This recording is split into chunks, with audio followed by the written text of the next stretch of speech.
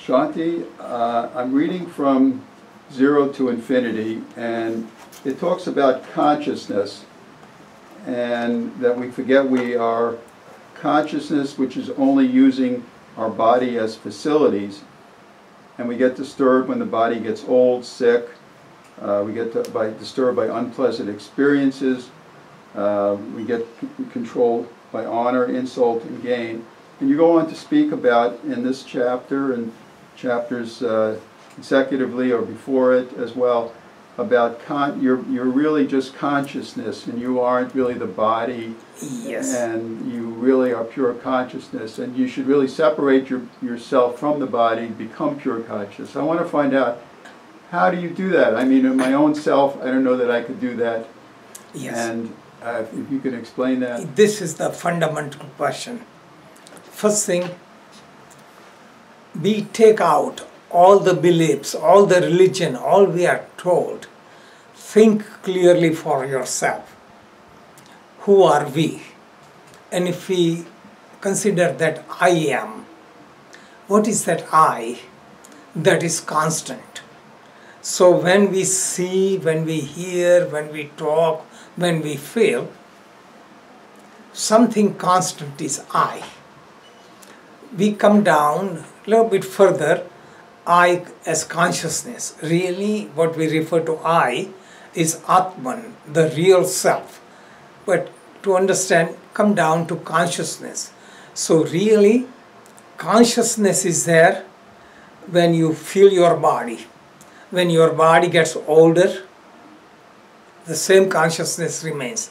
Body gets sick, same consciousness remains. When you are in good mood, consciousness remains. When you are in bad mood, consciousness remains. When you worry about something, consciousness remains. So this is proven, right? That consciousness is constant. Though body changes, mind changes, emotions change, consciousness is constant. So this consciousness is not big or small, doesn't have size, doesn't have shape, it doesn't have inside, it doesn't have outside, it doesn't think, it doesn't judge. That is what we are. But if consciousness remain by itself, how can we function in the world? So we use our body, because without body, there are no sense organs. So body is the field within which we have sense organs to receive information. Mind registers it. And sense organs, motor organs, we react. Again, we get this thoughts and emotions.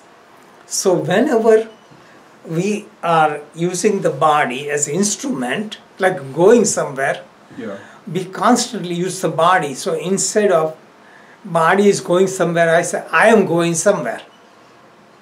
When you feel hungry, you don't say my stomach is hungry, but I am hungry. So this constant association makes us one with our body. Same way you think about any thought or emotion, you and your thoughts become one. And this is hypnosis that is going on for life. So to separate that is very difficult. So everyone is hypnotized with the idea that I am the body, because that is constant bombardment from birth till death. So spiritual awakening is to create the distance. Instead of I am walking, I am hungry, I am mad, I am feeling good, I am bad, I am feeling bad. I is watching my body moving. I is watching my stomach getting hungry. I is watching my mind feeling tension. This way we create this tension. How do we get attached? Just for example, you drive a car, you drive all the times, and if you're driving a lot, after a while you identify yourself with the car. Your car's body, it becomes your body and you drive, because you watch out that you don't get bumped into anything. So you become car. Just like with a material object, we identify, we become that. Same way, we identify with our loved one, like this is my son. So we become so much attached, but some stranger, we don't get attached. So this constant association. So meditation practice is constantly remembering that I am watching, observing. I'm using the body, but I am not the body. I'm using the mind, I'm feeling the emotions, but I am separate from my mind and emotions. This is against a normal trend, and to break the trend, we have to meditate more. And you don't have to do sitting meditation, just be aware during the day, while you are driving, while you are eating, while you are feeling any sensation. Then you can break away. Is it possible? Yes, it is possible. Is it difficult? Very difficult. What does it require? Strong desire to be free.